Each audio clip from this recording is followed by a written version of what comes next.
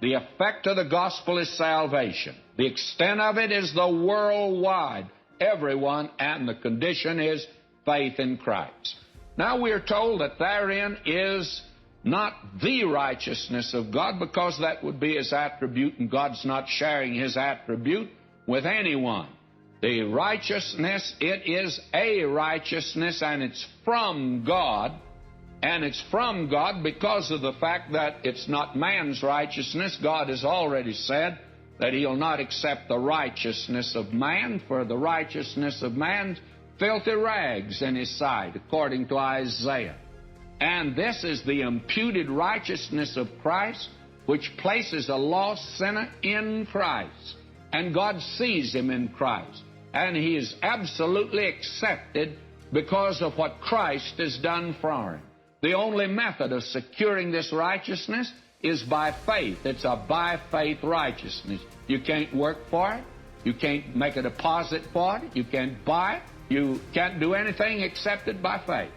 And be found in Him, not having mine own righteousness, which is of the law, but that which is through the faith of Christ, the righteousness which is of God by faith. That's what Paul told the Philippians in chapter 3, verse 9.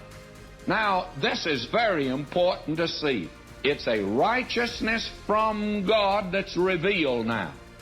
And the word for righteousness is dikaiosune. A word occurs 92 times in the New Testament, 36 times here in Romans, and the phrase a righteousness from God occurs 8 times. And the root word, dike, just simply means right. It has in it justice, and to justify come from the same word. To be right is the primary meaning, and it's the antonym of sin. Sin means we're wrong, friends, and we're all wrong. Dr. Kramer gives this very apt definition. He says it's the state commanded by God and standing the test of His judgment, the character and acts of a man approved of Him, in virtue of which the man corresponds with Him, and his will as his ideal and standard. It's what God demands, and it's what God provides. Righteousness, if you please, that is from God.